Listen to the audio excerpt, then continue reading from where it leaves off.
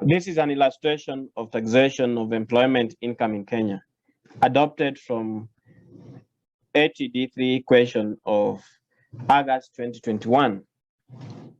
To determine the taxable income of an individual in Kenya, which is employment income, the following steps are necessary to be followed. First, determine the benefits which are chargeable to tax. And in order to determine these benefits which are chargeable to tax, then a student needs to understand the provisions of Income Tax Act about employment benefits, the non-cash benefits and the cash benefits, the ones which are chargeable to tax and the ones which are not chargeable to tax, in order to determine the total benefits which are chargeable to tax. Then deduct from the benefits which are chargeable to tax, deduct the allowable deductions. These are the allowable expenses, which are also provided by the Income Tax Act. We need to deduct them. Charge tax on the chargeable pay based on the tax tables. The tax table is as below here. And this is a tax table. As you can see, there is the graduated tax scale. In the year 2020, this graduated tax scale started from 10% to 15% to 20%, and then the last one, 25%. Next, deduct personal relief and insurance relief and any other relief that may be there.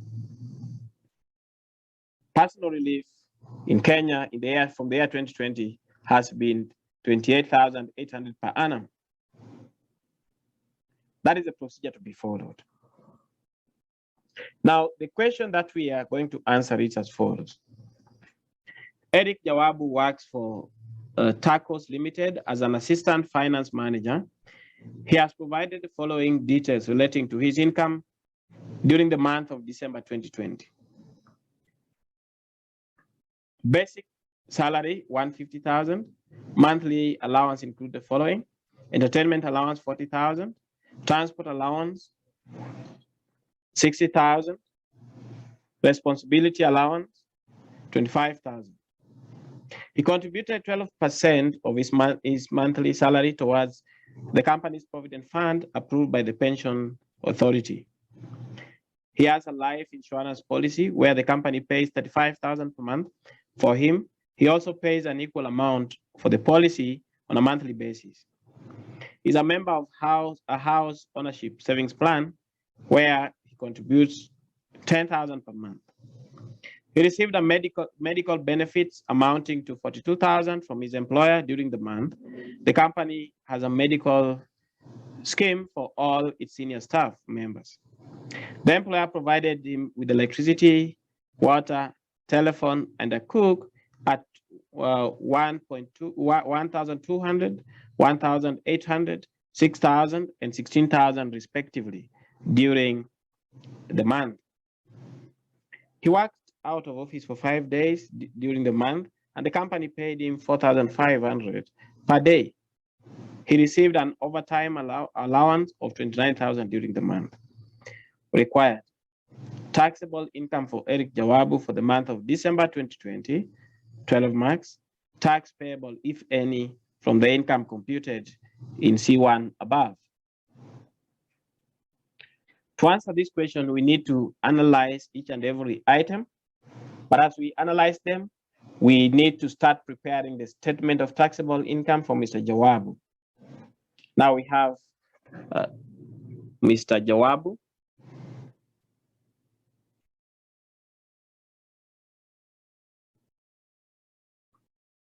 Statement of taxable income.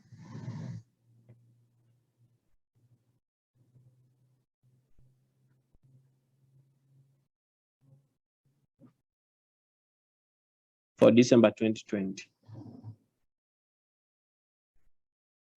Statement of taxable income for December 2020.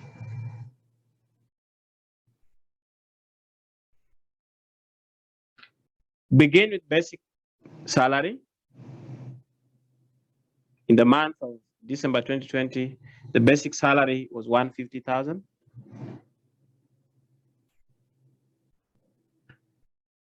Add monthly allowances.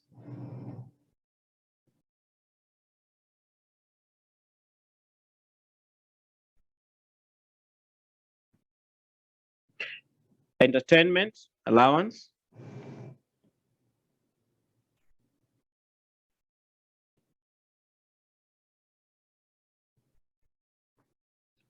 $40,000, transport allowance,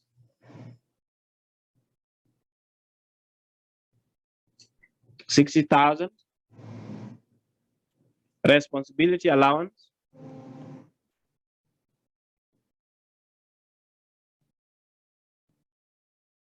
and all these are taxable incomes or taxable benefits from employment.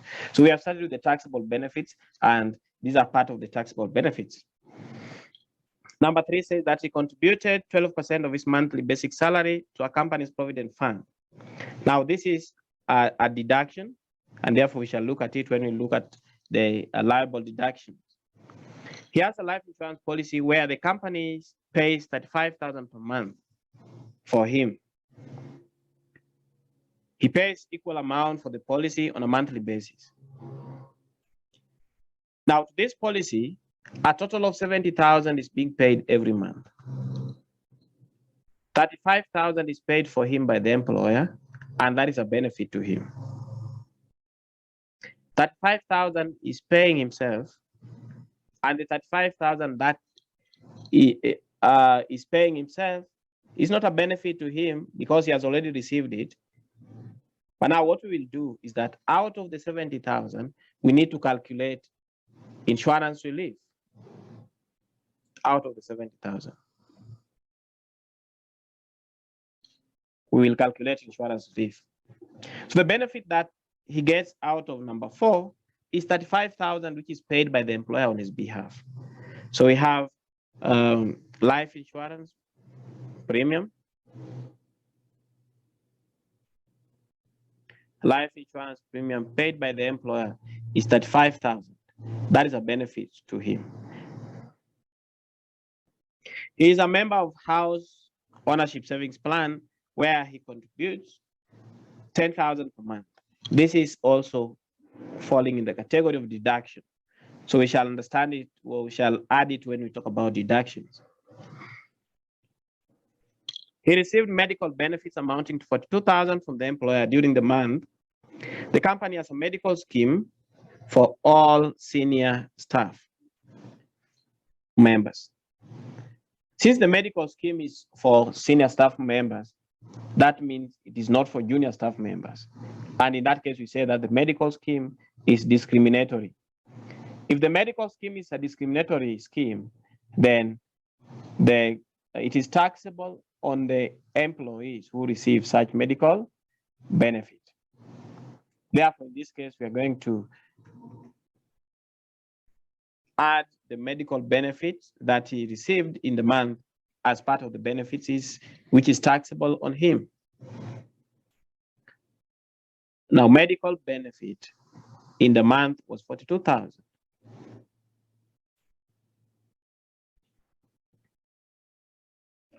The employer provided him with electricity, water, telephone, and a cook at a cost of the following. We have the cost of electricity, $1,200, and electricity is always taxable. The taxable amount for electricity is based on the commissioner's prescription rate, whereby the commissioner's rate is in the tax table as follows. The rate for electricity per month for non-agricultural employees, the rate is $1,500. The rate is $1,500. But then we check the actual or the commissioner's rate. In this case, the employer has provided the employee with electricity, and the employee is not paying. It's the employer that is paying. And therefore, we take the commissioner's rate. So electricity, the commissioner's rate for electricity, the commissioner's rate for electricity is $1,500. In case the amount paid of 1,200 could be higher than 1,500, then we could take the actual amount. So it is either the commissioner's rate or the actual amount, whichever is higher. Commissioner's rate or the actual amount, whichever is higher. Water, the amount of benefit for water here, the employer paid 1,800, but the prescribed benefit rate here is 500 per month. But then we check whichever is higher. If the commissioner's rate is 500 and what the employer actually incurred for such purposes is equal to 1,800, which is here, then we'll take the higher amount. The higher amount in this case is 1,800. So that is what we go for. We go for 1,800 because it is the higher of the two. For telephone is also taxable benefit, but the taxable benefit for telephone is 30% of the total, which is 6,000. So 30% of 6,000 is 1,800 also. For a cook, the amount of taxable benefit in this case will be the amount paid by the employer, because we are not all about the market rate of employing a cook. In case we had the market rate of employing a cook, then we could take the higher of the two. But in this case, we're going to take the amount that the employer has paid for the cook, which is 16,000. He worked out of office for 5 days during the month, and the company paid him 4,500 per day. In this case, we are going to calculate excess per diem as a benefit to the employee. So excess per diem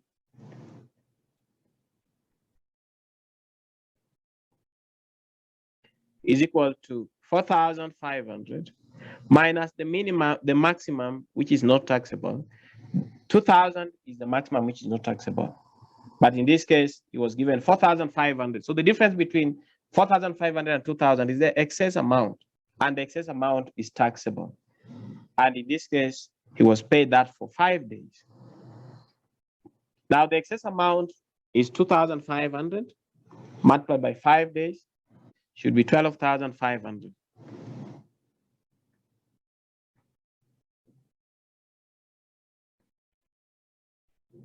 He received an overtime allowance of 29,000. Overtime allowance is also taxable. 29,000. Now, these are all the taxable benefits. And after determining all the taxable benefits, we need to determine the total. The taxable employment benefit is 414,600, known as taxable benefit.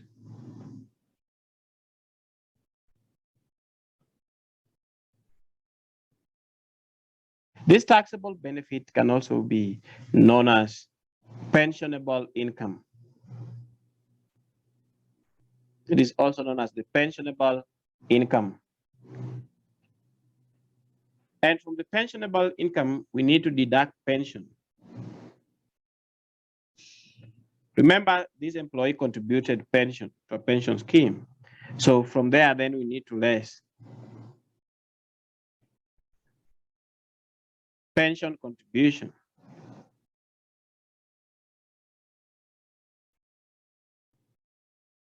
And pension contribution is the lower of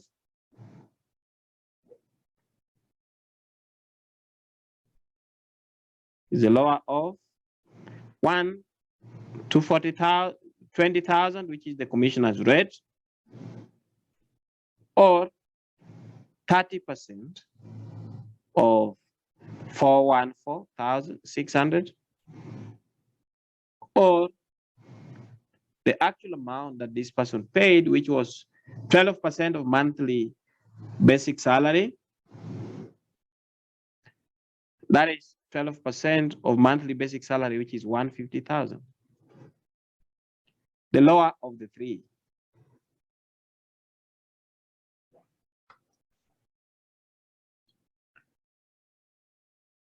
Now the second one is 30%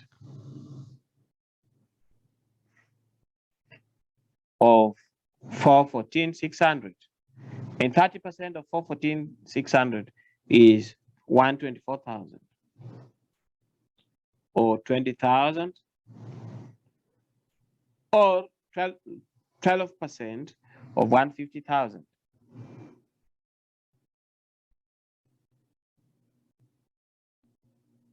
That is 18,000. So among the three, the lower of the three is actually the last one, which is 18,000. So we deduct 18,000. We deduct 18,000. The next deduction is information number 5, where we are told that he is a member of House Ownership Savings Plan, where he contributes 10,000 per month. So we're going to also subtract House Ownership Savings Plan, which is the lower of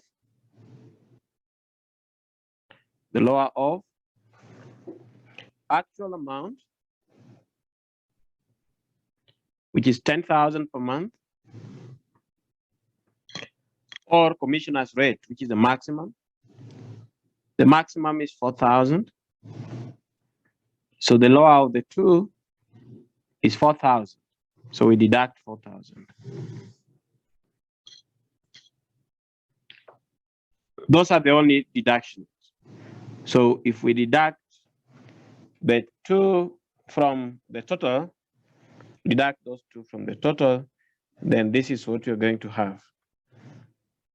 The total is 392,600.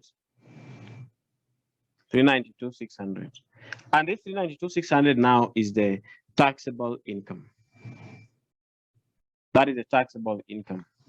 Therefore, we need to determine the tax on 392,600 as follows.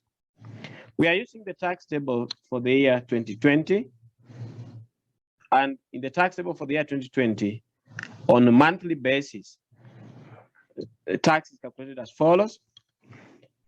The first 24,000 from 1 to 24, the rate is 10%. Between 24,001 to 40,667, the rate is 15%. Between 40,668 to 57,334, the rate is 20%. And anything above 57,334, the rate is 25%. So that is the table that we're going to use to determine the tax payable by this taxpayer, Mr. Jawab.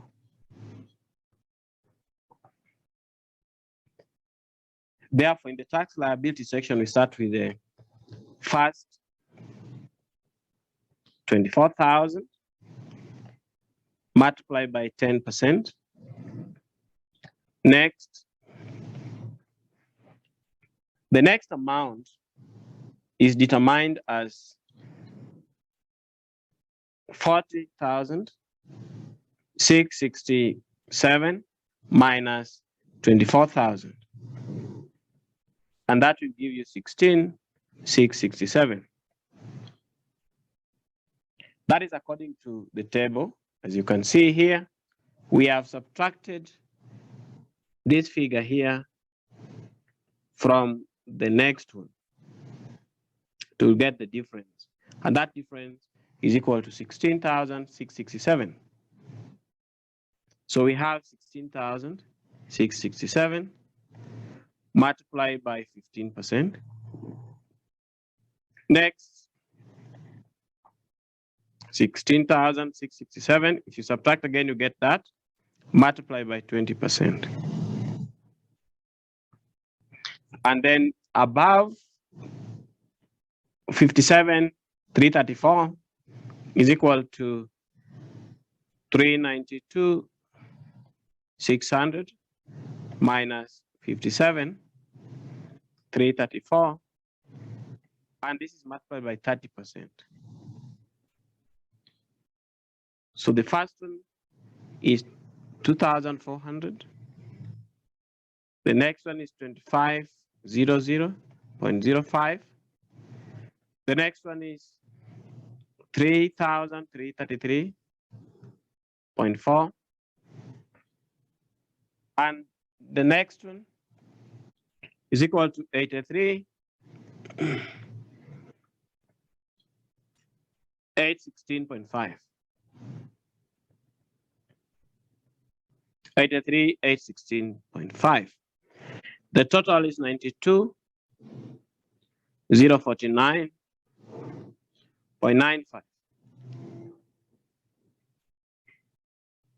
92,049.95. And that is known as the gross tax liability.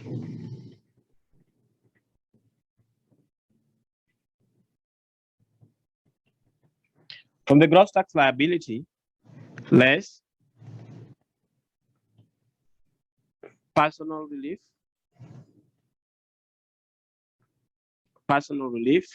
which is equal to 2,400, and also less insurance relief.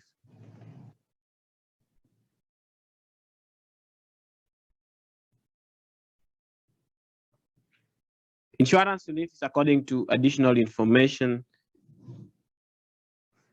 number 4, which says that he has a life insurance policy where the company contributed at 5,000 per month for him. He also pays an equal amount. So the total insurance premium paid is 35,000 by the company and 35,000 by the taxpayer. So the total is 70,000. Now, if we want to determine insurance relief, then we say insurance relief is the lower of number 1, 15% of the actual. So 15% of the actual, which is 15% of 70,000. Compare that with maximum. And the maximum is 5,000 per month. So either that is either 10,500 or the maximum, which is 5,000. So we get the lower of the two, which is 5,000. 5,000 is the lower of the two.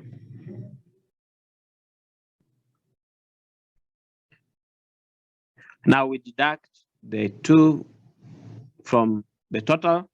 That is 92,049.95 minus 2,400 minus 5,000.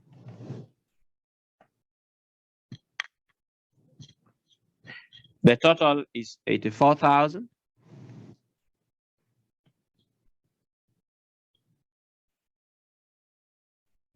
$649.95. 84,649.95 is known as net tax liability.